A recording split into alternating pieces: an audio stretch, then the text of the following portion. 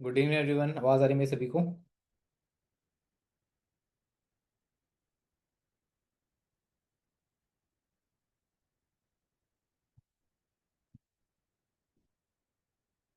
आवाज़ आ रही है मेरी सभी को?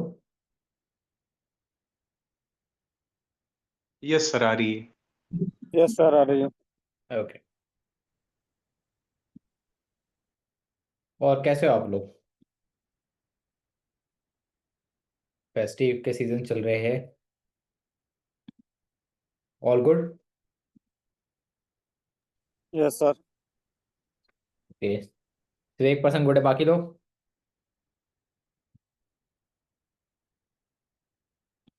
बाकी पर्सन भाई, all good? Deepali, Dharmendra, Manoj, Murari, Suma. Yes sir, हम भी बढ़िया है।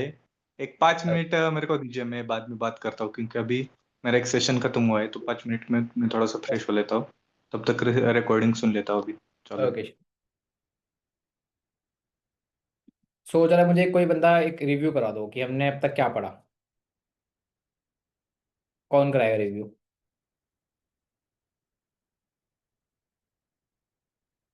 मिल नहीं रहा है क्या करूं?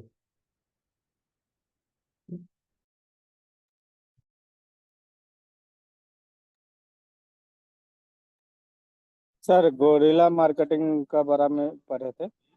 ग्रॉस सेलिंग, आप सेलिंग वगैरह। उसके बाद पी फॉर्म वाला 3 मॉडल्स पढ़े थे। Public, product, price, last time. Okay, कौन कौन सी केस स्टडी हमने कर ली है?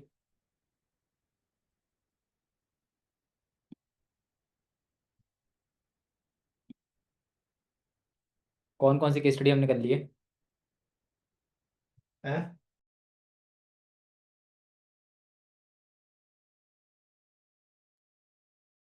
बताओ भाई, कौन कौन सी केस स्टडी हमने कर ली है? सर, डेयरी मिल्क का था शायद। ओके, और? उसका बाद पोलियो का था। और और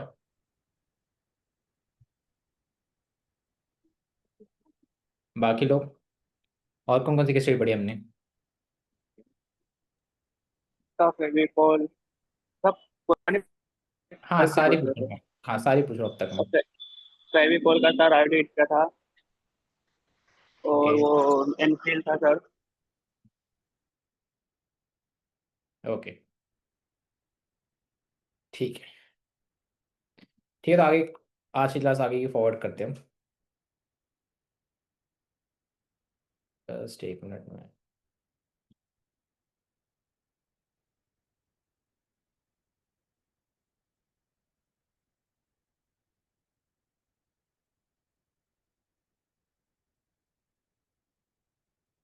अभी भाई जो मैं अब बताने जा रहा हूँ, ठीक है, सभी लोगों को मुझे रिस्पॉन्स चाहिए। सो बी एक्टिव इन क्लास, तभी आप लोगों को समझ आएगा क्योंकि टॉपिक बोलने वाला है। राइट?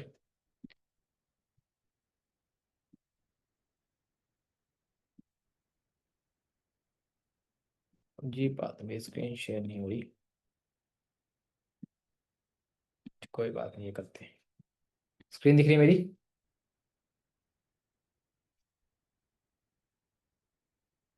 स्क्रीन दिख रही है मेरी सभी को? यस। ओके, सिर्फ धर्मेंद्र जी को दिख रही है, बाकी लोग? स्क्रीन दिख रही है मेरी?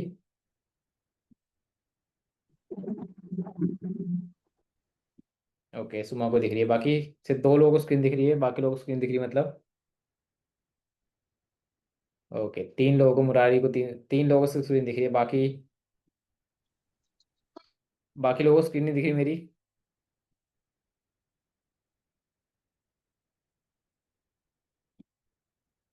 कोई बात नहीं। ये दिख रहा है आप लोगों को? ओके। Yes sir. हेडिंग बनाओ। इसको हम बोलते हैं आटना मॉडल। एक सेकंड सर। ठीक है, नीचे मेंशन है यहाँ पे। मेंशन यहाँ पे, इसको हम बोलते हैं आटना मॉडल। आटना की फुल फॉर्म क्या दी हुई है? Another alternative to negotiated agreement. Just एक मिनट, आप लिखो।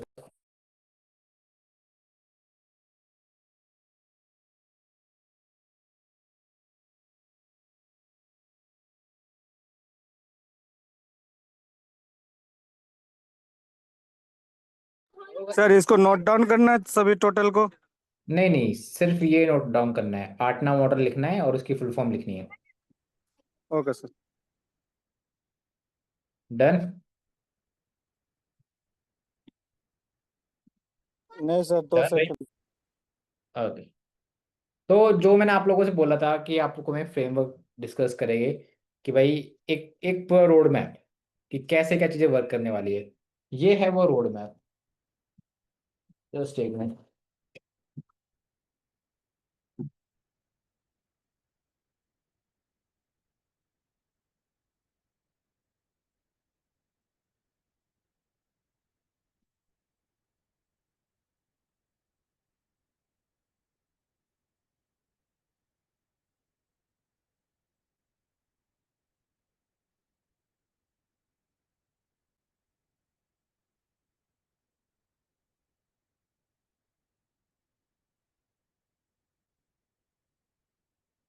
हम्म।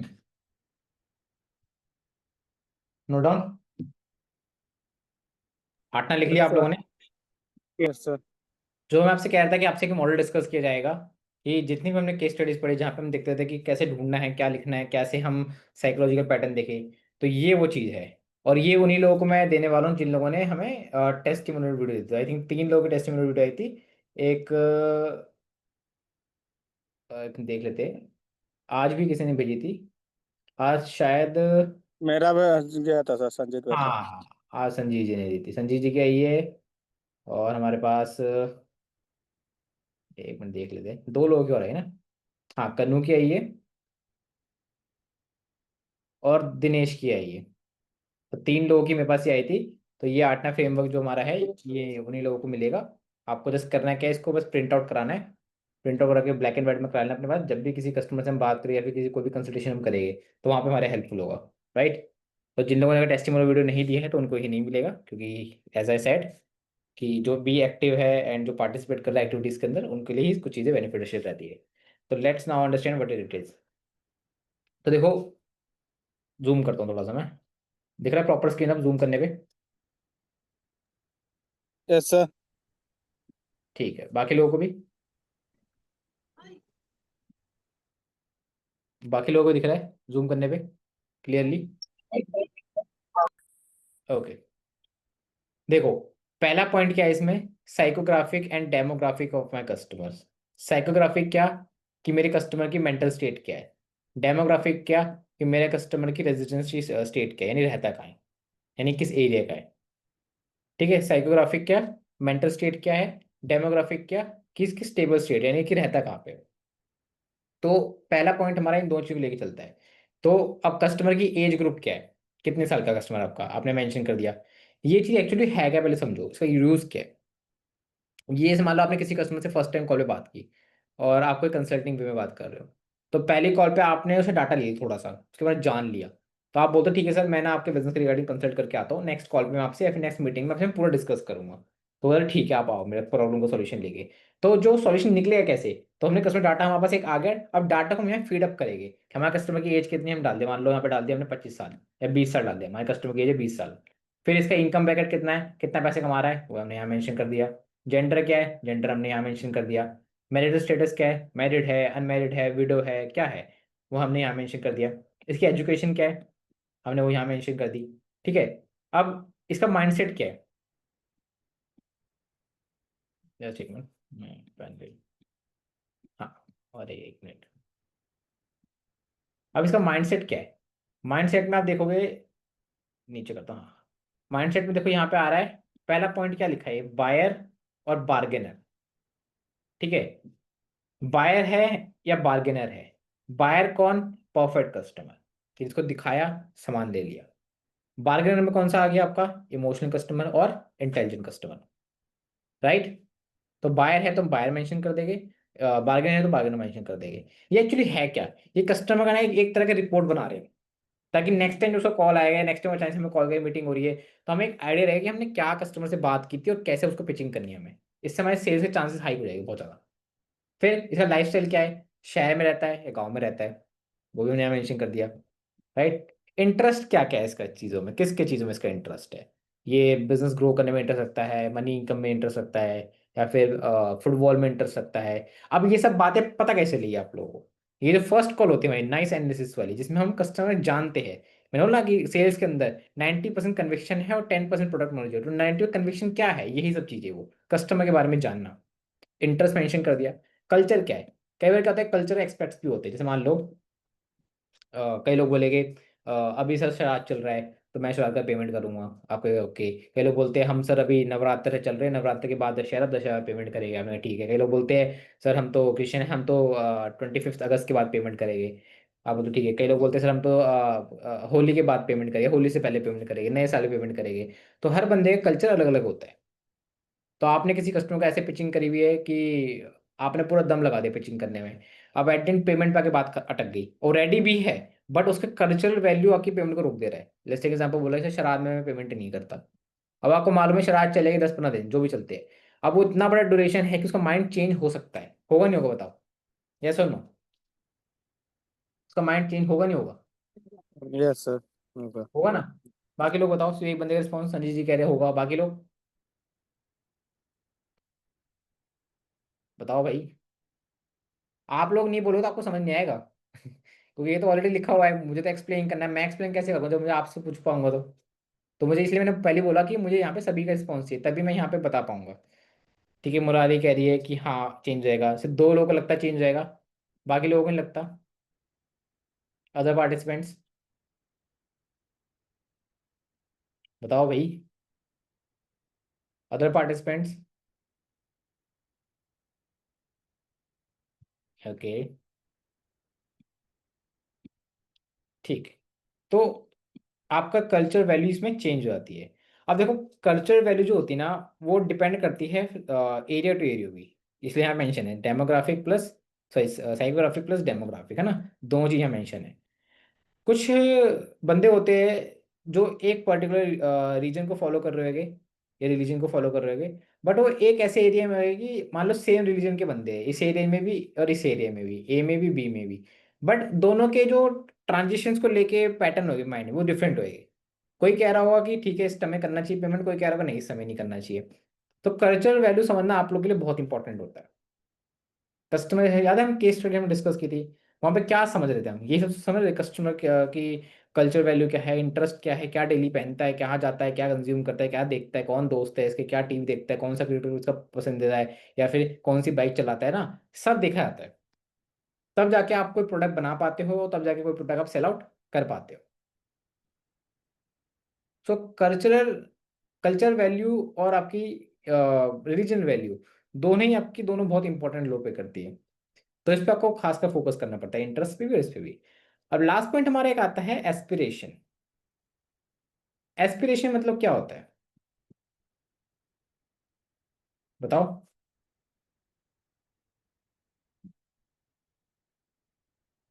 एस्पिरेशन मतलब क्या होता है,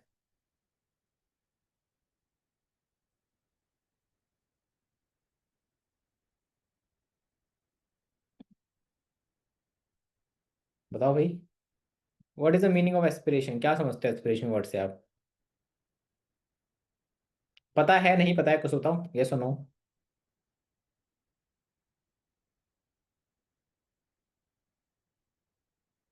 सर आकांक्षा, चाहत, वो वैसा कुछ।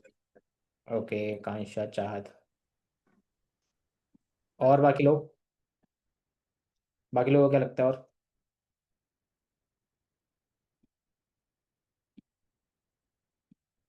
बाकी पर्सन को क्या लगता है,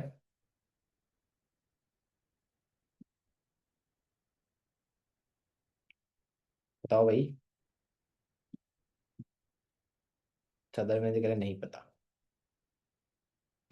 एस्पिरेशन वही है कि चाहत और टाइप की, क्या चाहता है एस्पिरेशन, है ना। याद है आपको वो हमारा कौन सा मॉडल था, बताओ। एस्पिरेशन रिलेटेड, चाहत, जहाँ पे ऐसा कुछ स्टेटमेंट आया था अपना कि ठीक है कस्टमर जानना है कि क्या चाहता है, ये कौन सा मॉडल था वो?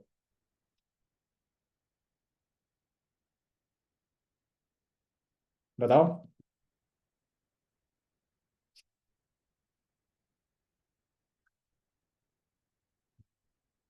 बताओ भाई। सर क्रोपा मॉडल सर। हाँ, प्रोपा मॉडल क्या था? प्रोपा मॉडल। ये सर कि जाना कहाँ है, जाओगे कैसे, और अभी क्या है इसका। हाँ, अभी कहाँ हो, जाना कहाँ है, और जाओगे कैसे।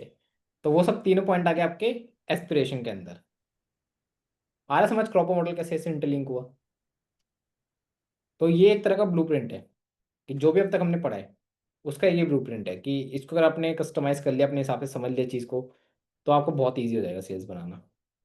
तो एस्पिरेशन में और क्या पढ़ा था हमने? एक क्रोपो मॉडल के साथ एक मॉडल और था, कौन सा मॉडल था? सब ग्रो मॉडल और टेड मॉडल। टैट तो था, टैट तो अलग होगा, ठीक है वो तो। टैड वो किस में आएगा? टैड मॉडल आपका किस में आना चाहिए, आपको क्या लगता है? क्या लगता है टैड मॉडल किस में आना चाहिए आपको? का इंडेक्स मैनेजर। ओके। तो ये है एस्पिरेशन। क्लियर है आप लोगों का एस्पिरेशन क्या होता है? क्लियर है सभी को? Yes sir, yes sir. तो ये फर्स्ट सेगमेंट क्लियर हो हमारा, psychography and demography of customer.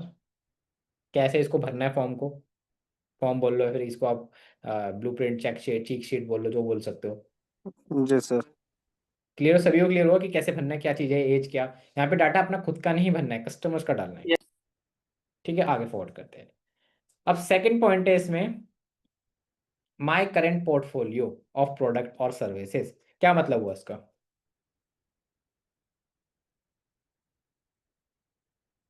क्या मतलब हुआ स्टेटमेंट का, my current portfolio of product and services? जैसे हमारे प्रोडक्ट की माइक म्यूट हो गया था आपका, दोबारा बोलो। हमारे प्रोडक्ट की सर्विस, अभी की current service. Okay. My current portfolio simple मतलब है कि आप कौन कौन से प्रोडक्ट बेच रहे हो या कौन कौन सर्विस दे रहे हो। ठीक है, अभी हमने ऊपर क्या बात करी, माय कस्टमर।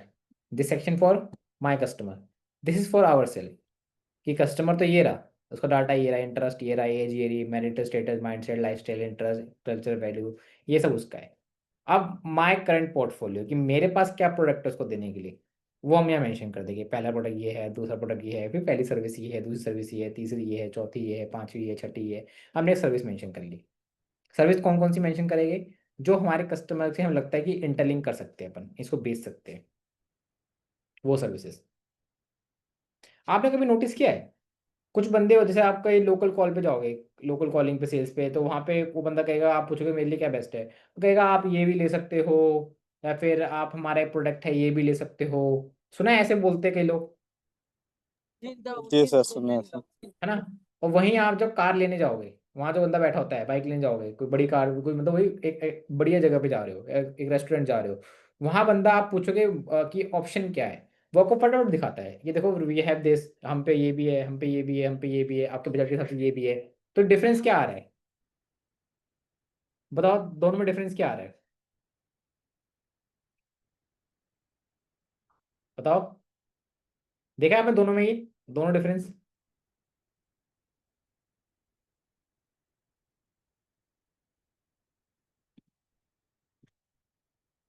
प्रोडक्ट डिस्क्रिप्शन, किसने कमेंट दिया?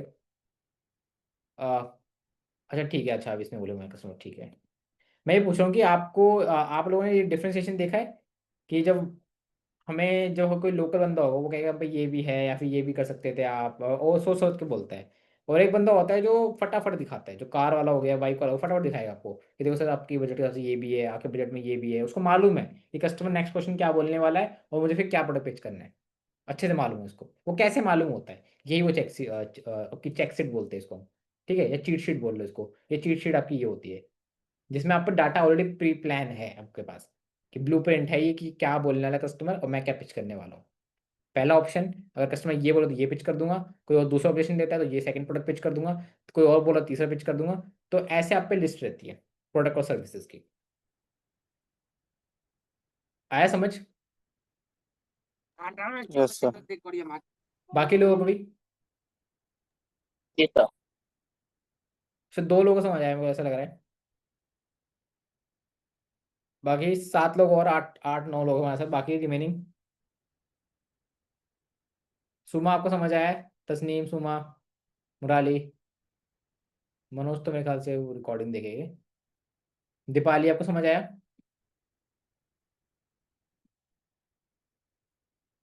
ओके, सुमा क्लियर है। बाकी दीपाली वगैरह आया समझ? दीपाली आपको?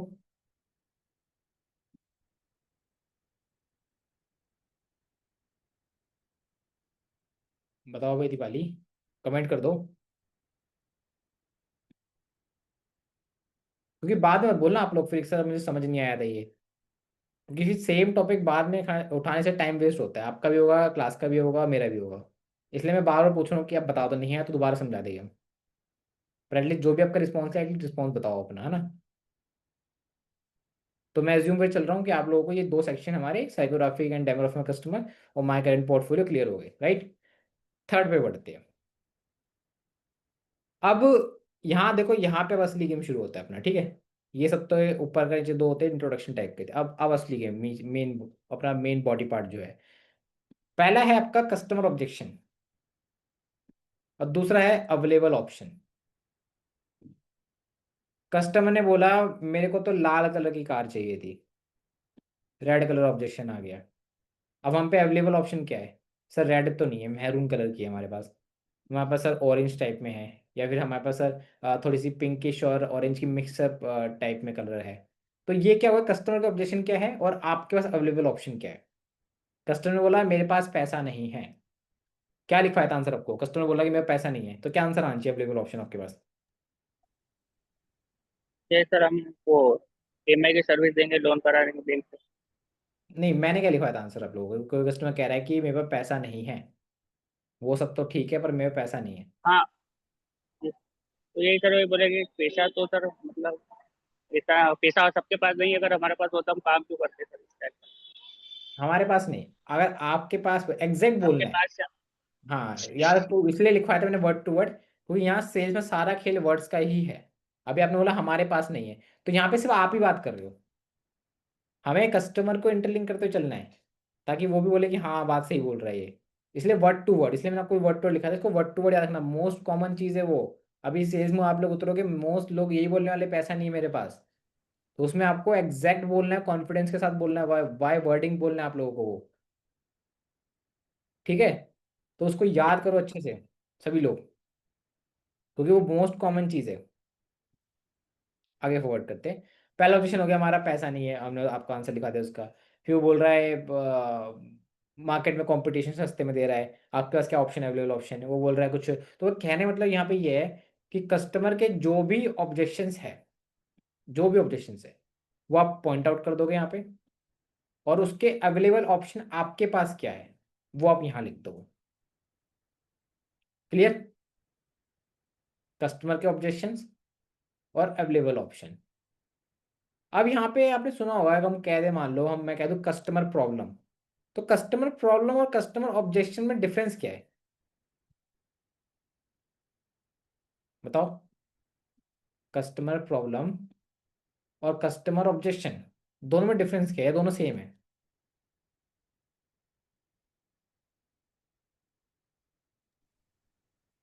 सर मुझे लगता है प्रॉब्लम में यही होगा उसका पैसा की कमी या फाइनेंस की कुछ प्रॉब्लम या कुछ इस तरह से। और ऑब्जेक्शन ऑब्जेक्शन में किसको कहते मतलब हैं? ऑब्जेक्शन में वही इंस्टॉलमेंट में या बाद में लेंगे या फिर कभी इस तरह से। ओके, बाकी लोग नाइस ट्राई। बाकी पर्सन क्या लगता है आप लोगों को? हाँ बताओ मनोज। यस सर, ऑब्जेक्शन मतलब कि जो चीज उनको हमारे पास से चाहिए, मतलब कि उसका अल्टरनेटिव चाहिए, वो होता है ऑब्जेक्शन। और जो प्रॉब्लम है वो उसका खुद की प्रॉब्लम है, तो उसको प्रॉब्लम कह सकते हैं। जैसे कि उनको रेड कलर चाहिए, तो ये उनका ऑब्जेक्शन हो गया, और पैसे की अवेलेबिलिटी नहीं है। सॉरी, रेड कलर चाहिए वो ऑब्जेक्शन हो गया, हम्म। और पैसा नहीं है ये प्रॉब्लम हो गई। ओके, देखो, कस्टमर प्रॉब्लम और कस्टमर ऑब्जेक्शन। कस्टमर प्रॉब्लम मतलब कस्टमर को नहीं पता उसकी प्रॉब्लम क्या है, राइट। वो मान लो अगर आरओ खरीदने आए, तो डेफिनेटली बात है पानी पीने के लिए आरओ ले रहा है, तो मेन प्रॉब्लम उसकी प्रॉब्लम क्या है, यहाँ पे पानी है, पैसा नहीं। ठीक है। तो अब यहाँ पे ऑब्जेक्शन देगा आपको कि यार ये तो बहुत महंगा है, ये है, तो हम मनी हमारे लिए ऑब्जेक्शन में कन्वर्ट हो गया। अगर लेट्स टेक एग्जांपल, इसी को दूसरे एग्जाम्पल कन्वर्ट कर दें हम, इसी सेम केस को अगर हम मान लो कस्टमर में पैसा है, अब वो देख रहा है थोड़ा प्रीमियम में कि भाई ठीक है मैं थोड़ा सा एक अच्छा वाला लगवाता हूँ, तो वो उसमें देख रहा है कि यार नहीं आपको तो महंगा लगा रहे हो, वो सेम उसमें दे रहा है, तो यहाँ पे अब उसके लिए मनी जो है वो ऑब्जेक्शन हो गया, राइट। अब मनी प्रॉब्लम नहीं है, अब प्रॉब्लम क्या है, पानी प्रॉब्लम, पानी की क्वालिटी। तो प्रॉब्लम और ऑब्जेक्शंस ये इंटरलिंक चेंज हो सकते हैं। तो प्रॉब्लम क्या है, जो कस्टमर को नहीं पता होती, जो बेसिकली एक फील्ड में लेके आ रहा है, जो हमें अज्यूम करनी पड़ती है कि ये चीज़ हमारे सब्जेक्ट लेने आ रहा है। मान लो अगर आप सेल्स सीखने आ रहे हो, तो आपकी प्रॉब्लम क्या है, आपको काम लेना है, आपको जॉब चाहिए, ये आपकी मेन प्रॉब्लम है ना। तो अगर आप ये ऑब्जेक्शन क्या रहेगा आप लोगों के कि सर मुझे क्लास अटेंड नहीं करी, या फिर आपने सर मेरा सर्टिफिकेट नहीं हुआ, ये सब आपके ऑब्जेक्शन में काउंट होगी। सो ये सब चीज़ें यहाँ पे काउंट होगी आपकी। तो ऑब्जेक्शन सिंपल वही चीज़ है जहाँ पे कस्टमर जानता है कुछ चीज़ें, तो वो कुछ ऑब्जेक्ट कर रहा है कि यार वो आपने मतलब आपकी बातों को काट रहा है, सिंपल भाषा में बोल दो अगर मैं, और आपके अंडरस्टैंडिंग के लिए। ऑब्जेक्शन मतलब कस्टमर जो आपकी बातों पे काट रहा है, वो ऑब्जेक्शन होगा। क्लियर? क्लियर सभी को? Yes. ओके। क्लियर है, 3 सेक्शन है आपको ये, psychographic and demographic of my customer, my current portfolio, customer objection, available option. Clear है तीनों, ये आपके तीनों सेक्शन हमारे। Yes, sir. ओके, बाकी लोगों को?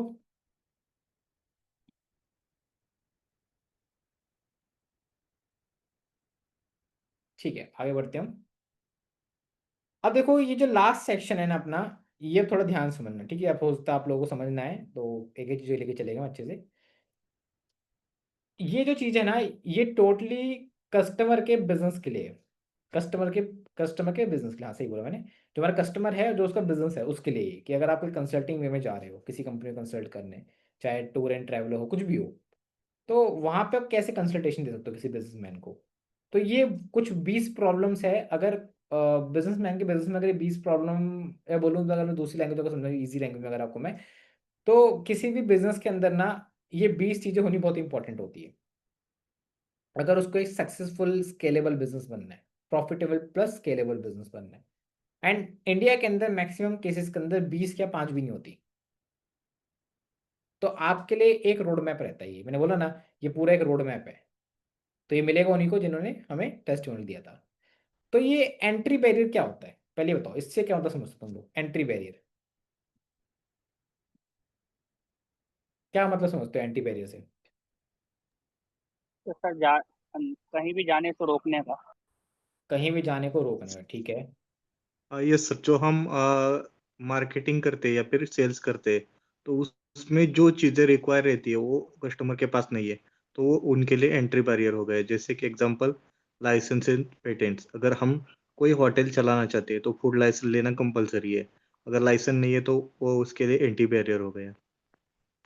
ओके, ठीक है, नाइस ट्राई, सही बोला आप दोनों ने। लेकिन सवाल ये है ना कि एंट्री बैरियर किस चीज के लिए, लाइक कहाँ जाने के लिए? किस चीज तो समझा दिया कि आपने से, अगर उसको अगर लाइसेंस चाहिए तो लाइसेंस नहीं मिलेगा, वो एंट्री बैरियर होगा, लेकिन कहाँ जाने के लिए? वर्ल्ड ऑफ मार्केट, अपने मार्केट में जाने के लिए। अगर हम कोई मार्केट भी में। चीज बेचना चाहते हैं तो उसका स्टार्ट करने के लिए कोई शॉप बनानी है या फिर हमारा कोई ऑनलाइन बिजनेस बनाना है, तो उसके लिए जो चीजें रिक्वायर रहती है वो अगर नहीं है तो एंट्री बैरियर है हमारे करियर के लिए। ओके, आपने कभी, आपको आप सभी को बात आता हूँ मैं, हम जो सोचते हैं ना बिजनेस कर लिया, हम सोचते हैं ठहरा लगा लिया, ये कर लिया, बिजनेस हो गया।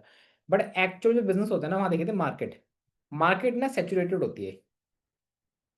दिखाता हूँ आप लोगों को, जस्ट एक मिनट।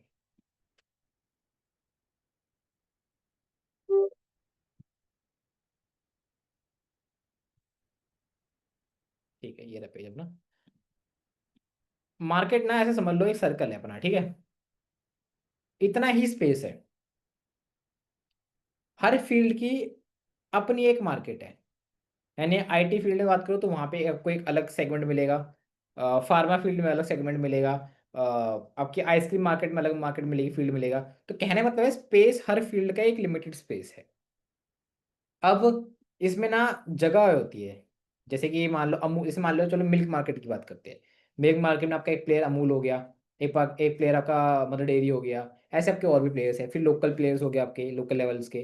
तो ये मार्केट पूरी भरी हुई है। तो इस मार्केट में एंट्री लेने के लिए अगर मैं आपको सिंपल भाषा में बोलूँ, मान लो आप लोगों को, चलो आप बताओ, आपके घर के आसपास किस किस के मोमोस वाली शॉप है, मोमोस वाला स्टॉल है, किस किस के घर के पास है, बताओ।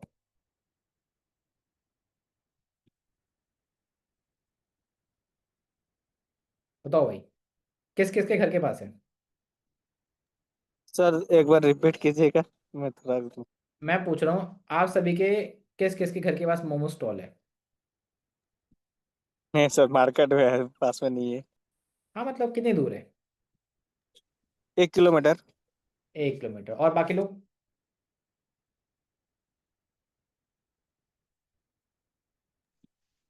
हमारे मार्केट में तो शायद नहीं है, हमारे गांव में तो नहीं है। ओके, 500 मीटर पे ठीक है, 3 किलोमीटर पे ठीक है। और बताओ।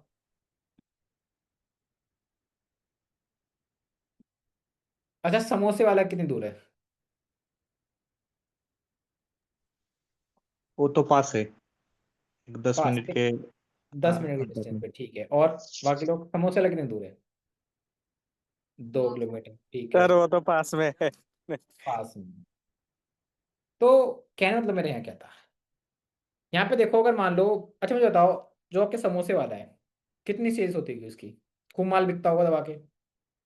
सर अच्छा माल बिकता है और खाने में भी मजा आता है, उसको अच्छा बनाता है मतलब। अच्छा बनाता है, ओके।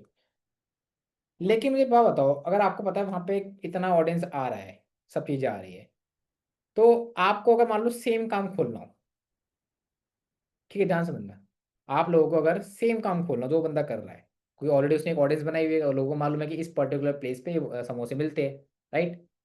तो आपको अगर वहीं पे सेम दुकान खोलना चाहो, उसके साइड में खोलना चाहो या थोड़े से आगे जाके खोलना चाहो, तो आपको क्या क्या सामान लगेगा।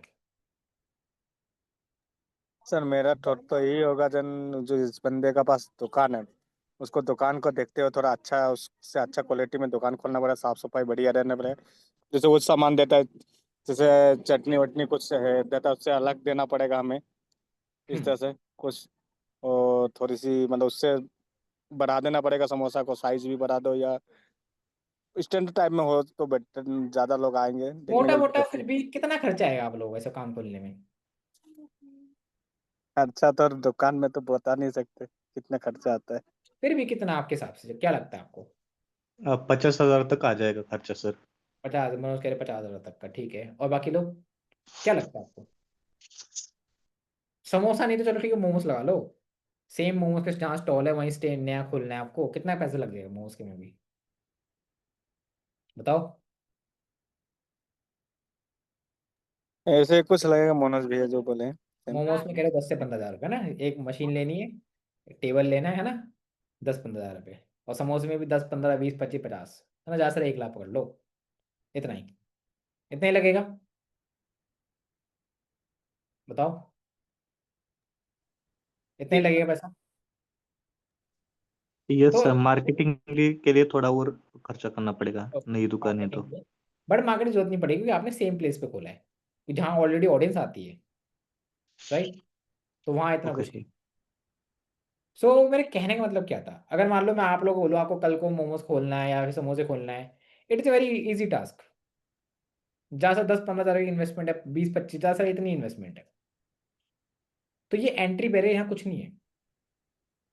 कल को आपको बोलूँ आप लोगों को कल अमूल जितनी बड़ी कंपनी खड़ी करनी है, वहाँ आपको हाई कैपिटल की जरूरत है, हाई कनेक्शंस की जरूरत है, हाई नेटवर्किंग की जरूरत है, हाई डिस्ट्रीब्यूटर्स की जरूरत है, हाई रिटेलर्स की जरूरत है, पैकेजिंग टीम की जरूरत है। वो एक एंट्री बैरियर है, समझ रहे हो। मार्केट में एंटर करने के लिए वहां पे एक एंट्री बैरियर है, कि कोई भी नया बंदा आके अमूल को टक्कर नहीं दे सकता। और यही मोमोज समोसे, कोई भी बंदा नया बंदा आके चलता बिजनेस दूसरा खोल देगा। क्यों, एंट्री बैरियर नहीं है कोई, है भी तो 10-20 हज़ार का एंट्री बैरियर है, तो वो नेग्लिजिबल काउंट होता है। कि कोई भी खोल देगा बिना नॉलेज के। करना है क्या है, एक हलवाई उठाना है, ले भाई हो गया बिजनेस। होगा ऐसे ही होगा, होगा ऐसे, जी सर। होगा ना ऐसे ही। तो वहां एंट्री बैरियर नहीं है, लेकिन अमूल के केस में एंट्री बैरियर है। समझे एंट्री बैरियर क्या होता है? एंट्री बैरियर नाम बता रहा है, एंट्री कहाँ एंटर करने के लिए, मार्केट में एंटर करने के लिए। ये समोसे बेचना, ये आपके बर्गर, ये सब चीजें, ये बिजनेस थोड़ी कहलाता है। ये तो जस्ट एक तरह का छोटा सेल्फ एम्प्लॉयमेंट हो गया कि आपने खुद की एम्प्लॉयमेंट रख लिया है ना, आप छोटा सा बिजनेस कर रहे हो। कहने को ठीक है बिजनेस टर्मोलॉजी में बिजनेस आ जाएगा, but it's not called market कि आप मार्केट में काम कर रहे हो। मार्केट दिखाती है बड़े वॉल्यूम साइज के ऊपर, कि कितना ज़्यादा कस्टमर बेस है, कितने लोग यूजर्स है। वो पूरा एक एक सिस्टमेटिक प्लान कर दिखाता है। इसलिए वहाँ टर्मोलॉजी आती है एंट्री बैरियर की, कि कोई भी तीसरा बंदा खड़े होकर अमूल जैसा ब्रांड नहीं बन सकता, है ना। बहुत लोग लगेंगे वहाँ पे, डिस्ट्रीब्यूटर लगेगा, हाई टीम लगेगी, कनेक्शंस लगेगी आपके। पैसा तो डेफिनेटली लगने वाला है, ठीक है, पैसा तो छोड़ दो, पैसा तो लगने का। इसके अलावा भतीरी चीज़ें लगेगी, फार्मर्स का ट्रस्ट लगेगा, मार्जिन एक्स्ट्रा देना पड़ेगा डिस्ट्रीब्यूटर्स को, रिटेलर जो अभी अमूल दे रहा है। तो आप पे क्या बचेगा? तो मैं बोल एंट्री बैरियर है वहाँ पे। आया बात समझ, एंट्री बैरियर क्या होता है? क्लियर हुआ व्हाट इज एंट्री बैरियर? इसको एक्चुअली हम, इसको एक चीज़ और बोलते हैं, दिखाता हूँ आप लोगों को। चलो ठीक है भाई, ठीक है, अच्छा भाई, पेन लेना मुझे, पेन मेरा। हाँ, दो चीज़ें होती है इसको एक्चुअली, मान लो अरे एक मिनट, पेन आ गया मेरा। हाँ, एक होता है रेड ओशन, और एक होता है ब्लू ओशन।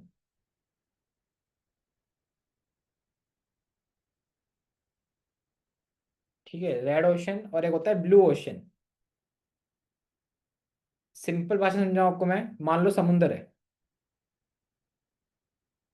ठीक है। अगर आपको इस समुंदर में एंट्री लेनी है, तो you have to clear the boundaries, जो भी वहां के टास्क है, जो भी वहां के सब्जेक्टिव्स है, देन आप इस मार्केट में सिर्फ एंट्री ले पाओगे।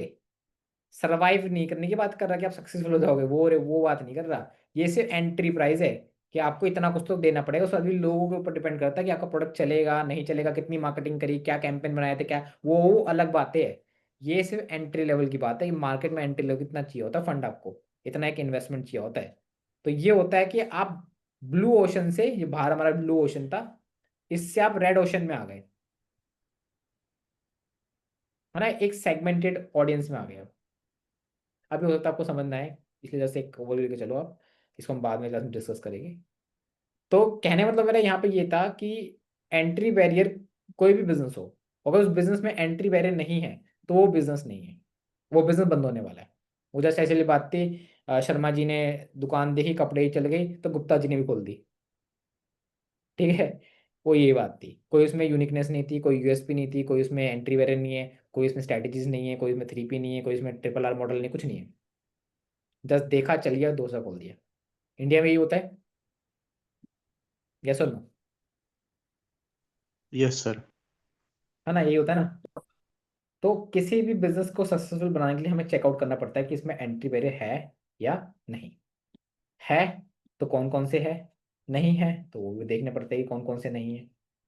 तो वही सब यहाँ पे ये एंट्री बैरियर हमें मेंशन है, ठीक है। तो पहला एंट्री बैरियर हमारा है इंटेलेक्चुअल प्रॉपर्टी राइट। क्या होता है इंटेलेक्चुअल प्रॉपर्टी राइट, बताओ। इंटेलेक्चुअल प्रॉपर्टी राइट क्या होते हैं?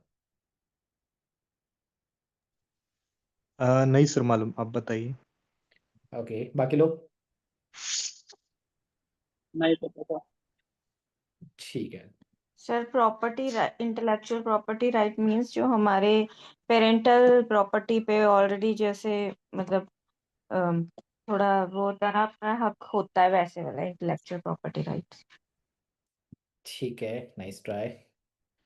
देखो, प्रॉपर्टी राइट तो जैसे कन्नू ने बोला वही वाली बात है कि सर प्रॉपर्टी हमारी राइट होती है, वो तो ये प्रॉपर्टी नहीं, एक्चुअली मैंने प्रोनाउंस कर दिया इसको, ठीक है, ये प्रोप्राइटरी है। तो ये इंटेलेक्चुअल प्रॉपर्टी राइट क्या होता है आपका, इसमें जैसे मान लो आपकी साफल्य गुरुकुल है, साफल्य गुरुकुल लोगो है, इसको कोई दूसरा बंदा यूज नहीं कर सकता। अमूल है, अमूल का कोई लोगो दूसरा बंदा यूज नहीं कर सकता। क्यों? वहां पे ट्रेडमार्क है। अमूल ने अपने आप को ट्रेडमार्क कराया हुआ है कि भैया ये हमारा ब्रांड का लोगो है, इसको कोई तीसरा पर्सन आके यूज नहीं कर सकता, वहाँ ट्रेडमार्क है। तो trademark is also kind of intellectual property right. यानी सिंपल, जहां जमीन की बात हो रही थी, यहाँ पे हम डिजिटल चीजों की बात कर रहे हैं कि फोन है, एप्पल का फोन है, एप्पल ने बोला भाई मेरा फोन ऐसा है, तो इसका सेम डिजाइन कोई एग्जैक्ट कॉपी दूसरा फोन नहीं मार सकता। घड़ी है, सेम जो हमारे डिजाइन है जो है वो कोई दूसरा कॉपी नहीं कर सकता। कार में भी सेम, सेम जो कार हम देखो कभी कोई सेम कार नहीं मिलेगी, हाँ कॉपियां होती है बट थोड़ी डिफरेंट होगी, हल्का सा वो डिफरेंट कर देगी, बट सेम बना के नहीं बेच सकता। क्लियर? क्लियर सभी को? Yes intellectual sir. Yes property sir. Right क्या होते हैं? क्लियर है आप सभी को? कोई सॉन्ग है, मान लो जी सर।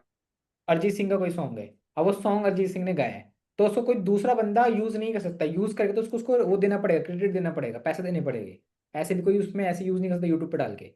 ये नहीं कि आपने किसी और आप चलो ठीक है कोई और मूवी देख लो, आपने मूवी डाउनलोड करी अपने यूट्यूब चैनल पर डाल दी, ऐसे नहीं होता। आपका चैनल पे स्ट्राइक आ जाएगी, चैनल डाउन हो जाएगा आपका। क्यों? इंटेलेक्चुअल प्रॉपर्टी राइट्स की वजह से, है ना, कि बंद क्रिएटर्स को सेव करते हैं ये लोग, कि जो एक्चुअल क्रिएटर है उसको सेव किया जाता है, चाहे वो कोई डिज़ाइन के मामले में हो, चाहे कोई भी इनोवेशन हो, कोई आइडिया हो, कुछ भी हो।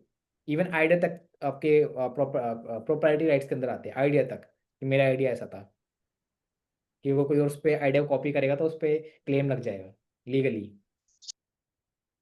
क्लियर सभी को ये? Yes sir. Yes sir. अब इसी के अंदर आपके थोड़े डिफाइंड वर्जन में आते हैं पेटेंट्स एंड लाइसेंसिंग। पेटेंट क्या हो गया? अब जैसे मैंने आपको बोला कि ये डिज़ाइन है, एक फॉर्मेट लेके, मान लो आईफोन है, उसका हमने ऐसा शेप रखते हैं, बॉक्स शेप, जैसे एग्जांपल बॉक्स शेप है, तो ये उनका पेटेंट है, और लाइसेंस दोनों कर रखी है कि अगर किसी और को अगर ये यूज़ करना है, जैसे आपने देखा होगा, आपको और इजी लैंग्वेज समझाऊँ मैं आपको, आपने देखा होगा मूवी होती है, उस मूवी की रीमेक बनती है, वो भी किसी और लाइक सिनेमा के अंदर। जैसे मान लो कोई साउथ, जैसे बाहुबली थी, ठीक है, बाहुबली साउथ की मूवी थी, मान लो उस साउथ की मूवी को अगर हिंदी वर्जन में खरीदना है, या फिर अगर हिंदी वर्जन में उसको डब करना है, यानी मूवी खरीद रहे हैं हम एक्चुअल क्रिएटर से, बनाया तो राजा एस एस मौली ने, एक्चुअल क्रिएटर डायरेक्टर वो है, बट इंडिया में जब हिंदी वर्जन में रिलीज होएगी तो वहाँ पे कोई और प्रोडक्शन हाउस का नाम लिखा हुआ है साथ साथ, उनका तो आएगा ही आएगा, इनका भी आएगा लिखा हुआ, लेकिन बनाई उन्होंने दी, तो वो उनके पेटेंट और लाइसेंस खरीदते हैं ताकि इनकी मूवी को दिखा सके और इनसे पैसा कमा सके। तो ये जस्ट टाइप ऑफ लाइसेंसिंग है ना, ये लाइसेंस है एक तरह का आपका इस चीज़ को यूज करने के लिए। क्लियर आप लोगों को patent and licensing? Yes sir. Okay. Third one is distribution network. जैसे मैंने अमूल की मैंने बात की थी आपसे, एंट्री वेयर, ठीक है, यहाँ पे एंट्री वेयर की बात हो रही है। डिस्ट्रीब्यूशन नेटवर्क, आप पे डिस्ट्रीब्यूशन नेटवर्क ही नहीं है, कोई रिटेलर ही नहीं है आपके पास, कोई डिस्ट्रीब्यूशन मार्जिन ही नहीं है आपके पास, कोई डिस्ट्रीब्यूटर नहीं है आपके आपके प्रोडक्ट को डिस्ट्रीब्यूट करने के लिए। माल कैसे बिकेगा? चलो ठीक है, आजकल तो ठीक है बहुत सारे स्टार्टअप हमारे ऑनलाइन ऑर्डर कर देते हैं वेबसाइट बना के, लेकिन एक्चुअल जो माल बिकता है बोलता है फिजिकल मार्केट के अंदर, कि गांव गांव तक, शहरों शहरों तक, गली गली तक जो दुकानें किराने खुली हुई, इन पे भी माल आना चाहिए। कहाँ से आता है? कौन लाता है? डिस्ट्रीब्यूटर्स। कौन उनको कौन देता है? रिटेलर्स देते हैं, right?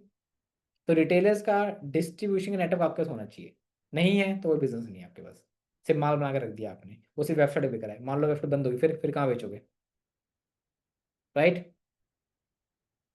Third one, fourth one is exclusive rights. नाम ही बता रहे एक्सक्लूसिव राइट है, यानी कुछ स्पेसिफिक राइट्स दिए गए हैं। जैसे कि जैसे अमिताभ बच्चन ने देखा होगा आपने, बहुत सारी एड्स में, अभी मैं बीच में आई थिंक पिछले साल की बात है, तो बहुत सारे लोग अमिताभ बच्चन की विदाउट उनकी परमिशन के अपने ब्रांड पे इमेज यूज कर रहे थे, ठीक है, फ्लायर में यूज कर दिया, रोडों पे यूज कर दी, तो अमिताभ बच्चन ने क्लेम कर दिया उसके ऊपर कि भाई एक्सक्लूसिव राइट लगाएगी उनकी फोटो के ऊपर, चेहरे के ऊपर एक्सक्लूसिव राइट अमिताभ बच्चन का, कि अगर कोई उसको यूज करेगा उनकी विदाउट परमिशन में, तो उनको उसको पे आउट करना पड़ेगा, जितना भी उन्होंने पैसा कमाया होगा उसका 30%। अब वो 10% 20% याद नहीं मुझे कितना था, बट उसको अमिताभ बच्चन को पे करना पड़ेगा, एक्सक्लूसिव राइट्स। क्लियर?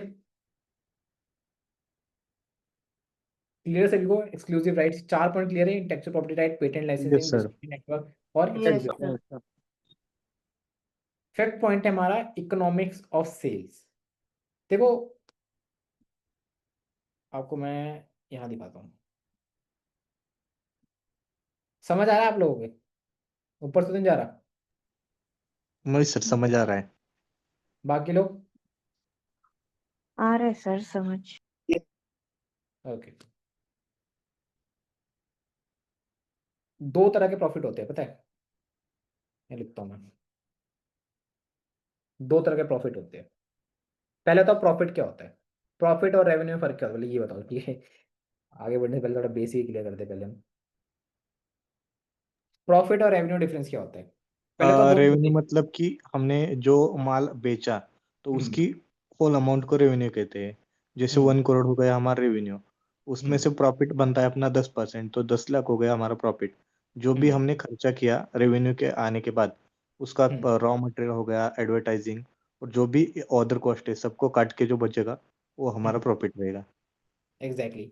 रेवेन्यू होता है कि कितना टोटल माल बेचा आपने, ठीक है?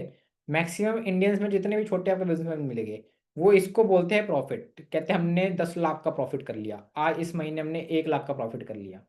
उनसे पूछो भैया पैसे, पैसे नहीं बचे। 1 लाख का माल तो बेचा लेकिन पैसे नहीं बचे, तो वो रेवेन्यू का प्रॉफिट बोल रहे होते हैं। आपने अगर 1 लाख का माल बेचा मान लो इस महीने, तो ये आपका रेवेन्यू था, टोटल बिजनेस ने आप कितना जनरेट किया है। अब इसमें सैलरीज हो गई, आपका एक्सपेंस हो गया, रॉ मटेरियल कॉस्ट हो गया, बिजली का बिल हो गया, आपका रेंट हो गया, आपकी शॉप का रेंट हो गया, इसका ये सब चीजें काटने के बाद जो चीज बचती है, दैट्स कॉल्ड प्रॉफिट। क्लियर है सभी को एकदम?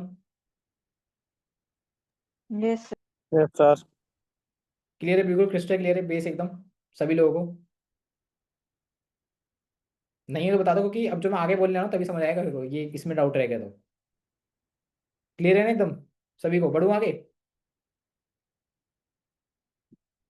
ठीक है। हाँ, तो मैं बात करता, प्रॉफिट देखो दो तरह के होते हैं। प्रॉफिट तो क्लियर होगा आपको, प्रॉफिट तो दो तरह के होते हैं। एक प्रॉफिट आपका होता है प्रॉफिट ऑन बुक, ठीक है? और एक आपका होता है प्रॉफिट, या फिर रियल प्रॉफिट बोल लो इसको आप, ठीक है? Real profit. एक आपका रियल प्रॉफिट हो गया, एक होता है प्रॉफिट ऑन बुक, और एक हो गया आपका रियल प्रॉफिट। ये भी दोनों बहुत अलग अलग चीजें होती है।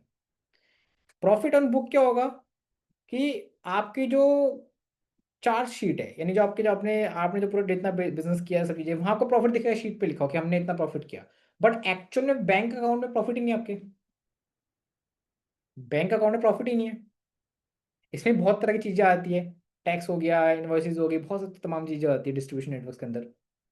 फिर जब पेमेंट डिस्ट्रीब्यूशन होता है, आपका टैक्स इन्वेशन होता है जो आपका, वहाँ बहुत सारी दिक्कत आती है आपकी। तो कहने में तो मतलब क्या था कि profit on book sometime it doesn't mean कि आपका एक्चुअल प्रॉफिट भी उतना ही हो। एक्चुअल प्रॉफिट समटाइम डिफरेंट होता है आपका। सो ये भी हमें चेकआउट करना पड़ता है। बिजनेसमैन बोलता है मेरे को प्रॉफिट हुआ इतना, प्रॉफिट ये हुआ, उसके बाद कंफर्म करना पड़ता है कि सर ये ऑन बुक था, ये रियल प्रॉफिट था। तो वो खुद सोचता है 2 मिनट के लिए कि यार ये प्रॉफिट ऑन बुक, तो मतलब उसको खुद को क्लैरिटी नहीं थी। वो फिर खुद सोच के बोलता है कि ठीक है मैं डिसाइड करता हूँ, चेक करता हूँ क्या था एक्चुअल में। तो ये चीजें भी आपको क्लियरिटी के साथ होनी चाहिए पता। इससे बेनिफिट क्या मिलेगा और देखते हैं।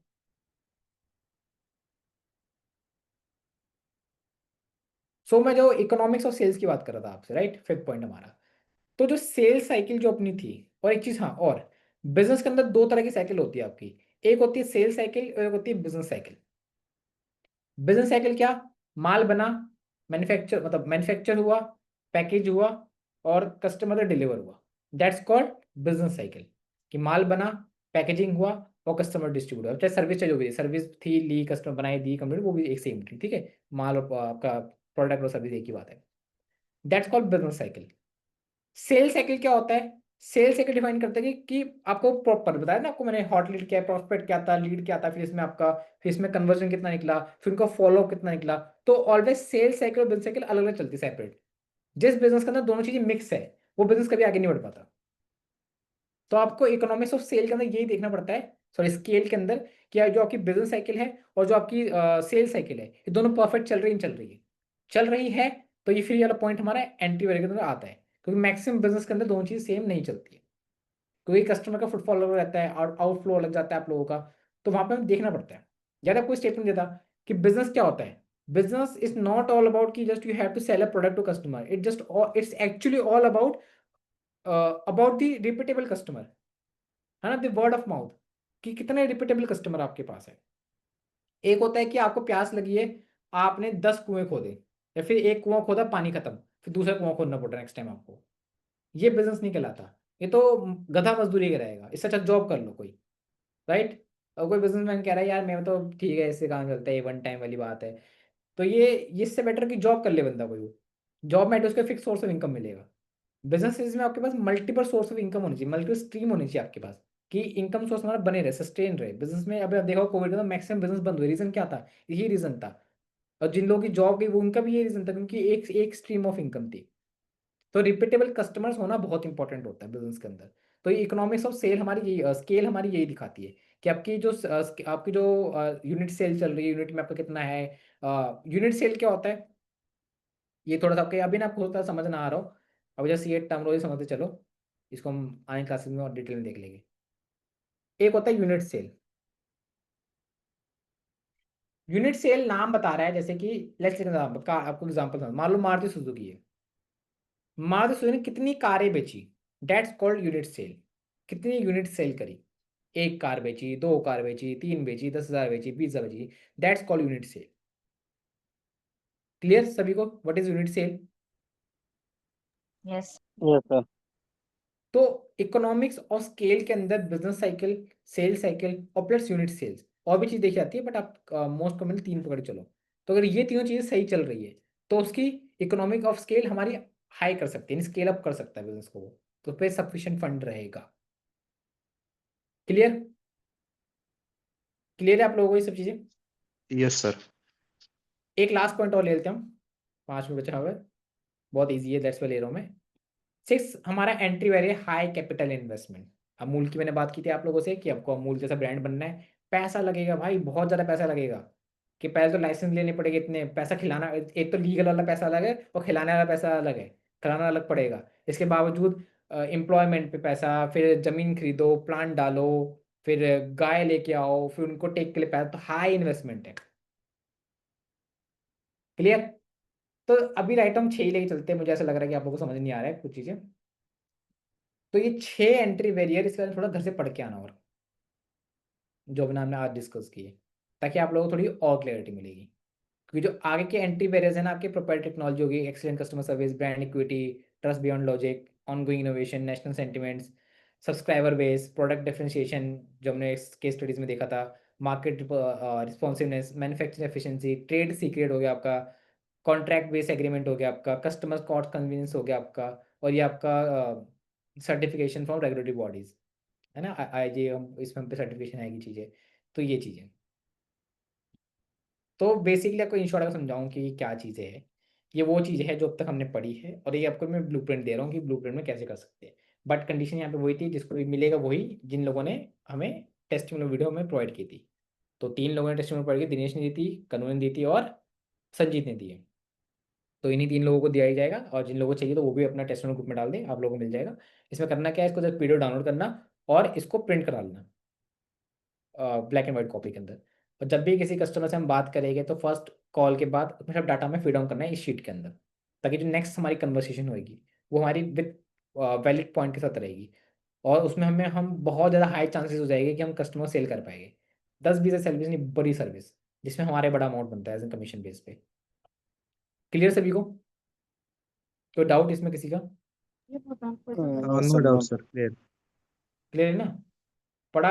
अभी जैसे मैं देखो क्रोपो मॉडल आ गया था, टेड मॉडल आ गया था, तो वही सब पिछले रिवीजन करके आता, तभी आपको समझ आएगा चीज़ें। और जो आने चीज़ें बिजनेस टर्मिनोलॉजी उसको मैं थोड़ा बेसिक लेवल लेके चलूंगा, सो दैट आप लोगों को और ज़्यादा क्लैरिटी रहे। So that's all about today class. Monday को मिलते हैं हम सेम टाइम पे 4 बजे करीब। और थोड़ा सा ये संडे पड़ गया हमारे बीच में, यानी सैटरडे संडे 2 दिन आपके पास, पूरा सारा रिवाइज करके आओ पीछे का। और ताकि अब जो आगे के पॉइंट्स हमारे प्रोडक्ट डिफरेंशिएशन, तो उसमें हम आपको एंट्री वगैरह समझ आएगी कि कैसे कैसे क्या चीज़ है, उसमें हम थोड़ा डीप में जाएंगे, बिजनेस टर्मिनोलॉजी के अंदर जाएंगे, तो आपको और क्लैरिटी मिलेगी। ठीक है? तो मंडे को मिलते हैं हम भाई।